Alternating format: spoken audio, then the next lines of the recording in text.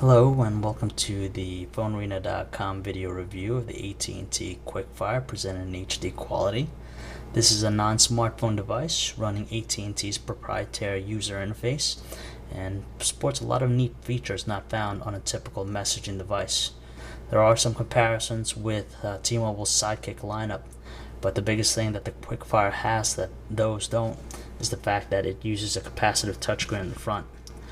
At first, there's quite a bit steep learning curve learning how to navigate through the interface here.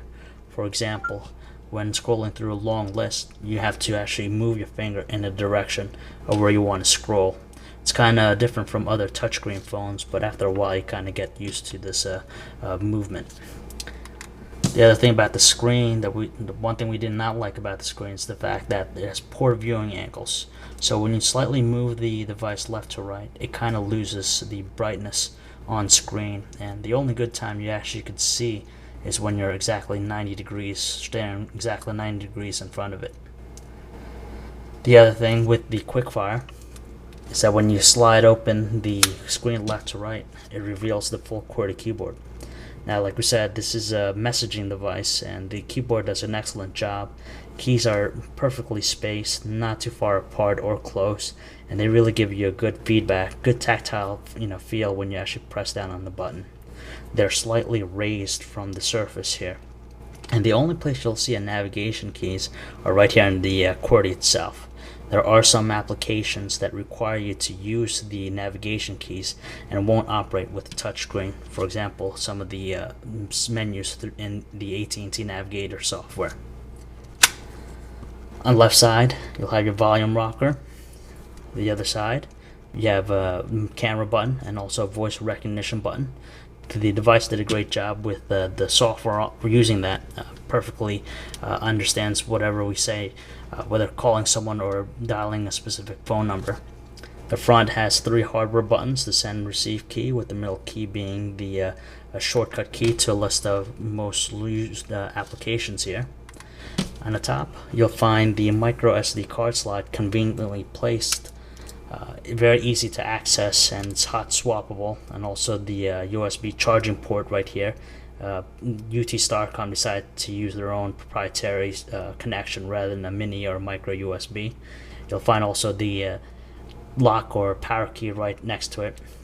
And the back houses a 1.3 megapixel camera with self-portrait mirror, and on the right side right next to it is the speakerphone. The battery holds the SIM card. When you take it off, you press the latch at the bottom here. As far as design goes, they use a relatively inexpensive plastic material around the entire device. It does make it feel very lightweight, but it has this cheap feel to it. Thickness though, rather thick, but it's quite easily placed in the palm of your hands. We liked how the edges are kind of curved here to give it a soft, very manageable feel. There are some personalization options you can modify with the interface. For example, the home screen here. You could choose to have either the analog clock, digital clock, a world clock, and even a calendar on screen. Icons are perfectly proportioned, well suited for the fingers here. The software itself runs pretty smooth, quite swift, especially when rotating the screen from a portrait view to a landscape view. It's quite instant. There are certain applications, for example, AT&T Navigator, that requires you to use the device in landscape view only, and will only operate in that view, and there's no support for the portrait view. As we stated earlier, the Quickfire is a messaging device at its core, and there are a variety of different applications that work pretty well with the device, from creating text messages to picture messages.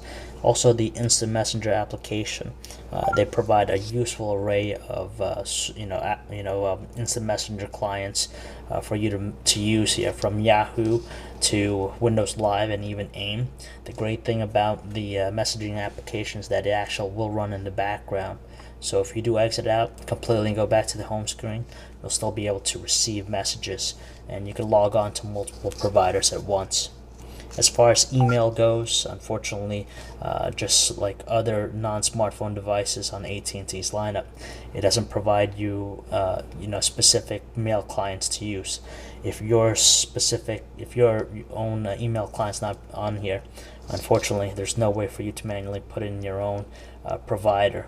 So you're strictly, limited to the options provided with the device.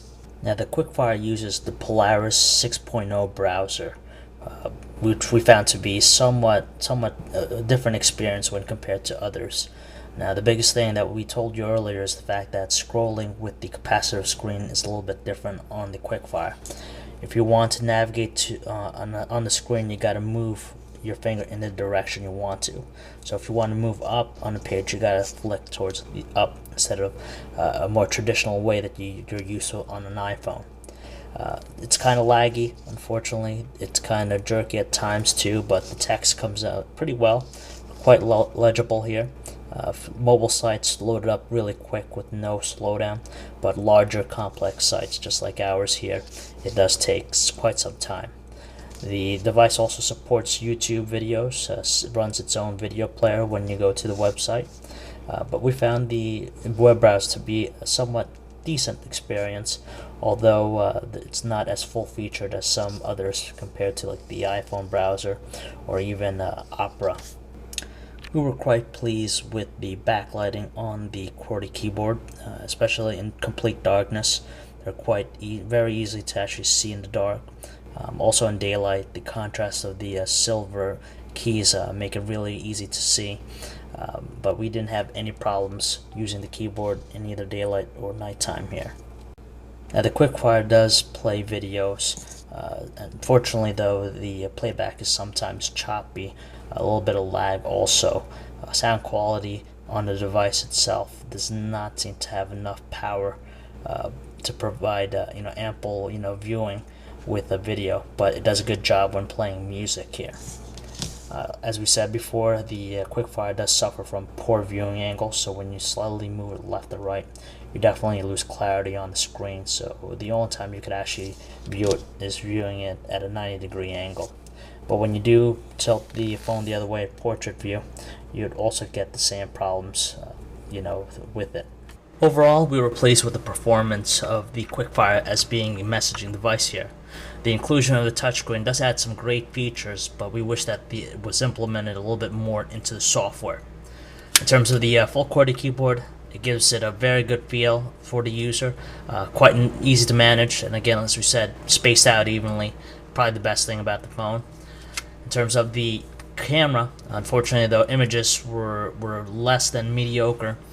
Some images were quite blurry and also seemed pixelated, especially in low-lit areas.